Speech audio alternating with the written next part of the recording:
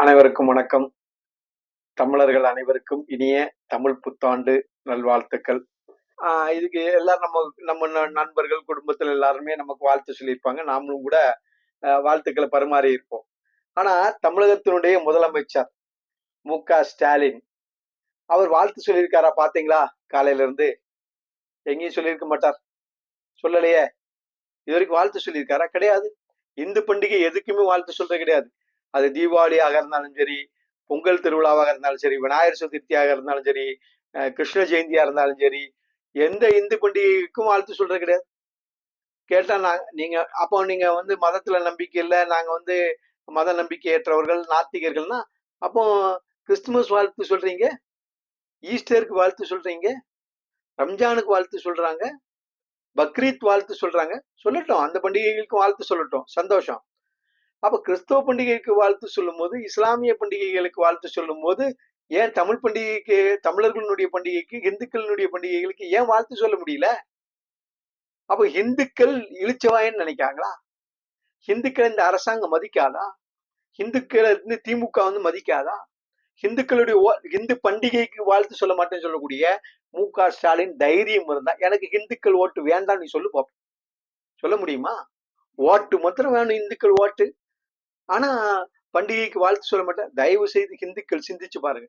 இவங்கள எவ்வளவு பெரிய இந்து விரோதிகள் பாருங்க. ஒரு வாழ்த்து சொல்றதுல என்னங்க கெட்டு போயிருப்படும்? அந்த வாழ்த்து சொல்வதற்கு கூட இவர்களுக்கு மனம் இல்லை. சந்தோஷமா அத்தனை இந்துக்களும் கொண்டாடக்கூடிய ஒரு பண்டிகைக்கு, எந்த பண்டிகைக்கும் வாழ்த்து சொல்றதுக்கு கூட திமுகவுக்கு மனசு இல்லைன்னு சொன்னா, இவர்கள் எந்த அளவுக்கு இந்து விரோதமாக இருக்கிறாங்க, மனசுல எந்த அளவுக்கு இந்துக்கள் மேல குரோதம், வெறுப்பு, பகை இருக்கணும்.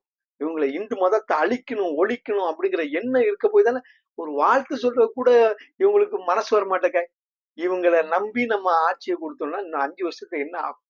இப்படிப்பட்ட இந்து விரோதிகளுக்கு பாடம் புகட்டணுமா வேண்டாமா? தயவு செய்து திமுக இருக்கக்கூடிய இந்துக்கள் இந்த ஒரு தடவை ஸ்டாலினுக்கு, திமுகவுக்கு பாடம் புகட்டணும். நம்முடைய பண்டிகைக்கு வாழ்த்து சொல்ல நீங்க மத்த இந்துக்களுடைய பிரச்சனைகள் எல்லாம் கூட விட்டுருங்க. அடிப்படையான விஷயங்க ஒரு பண்டிகைக்கு வாழ்த்து சொல்றது. அந்த பண்டிகைக்கு வாழ்த்து சொல்வதற்கு கூட மு.க.ஸ்டாலினுக்கு அவ்வளவு ஆணவம், திமிரு. நான் பண்டிகைக்கு வாழ்த்து சொல்லாட்டால் நீங்க ஓட்டு போடுவீங்கடா அப்படிங்கிற திமிரு தானே. இந்த திமிர்த்தனத்தை அடக்கணும். மு.க.ஸ்டாலினுடைய திமிர்த்தனத்துக்கு ஓங்கி ஒரு கொட்டு வைக்கணும். அது எத்தனாம் தேதி வைக்கணும்? வரக்கூடிய 23ஆம் தேதி நம்முடைய இந்த ஒரு விரல், இந்த ஒரு விரல்ல பட்டன்ல அழுத்துறோம் பாத்தீங்களா?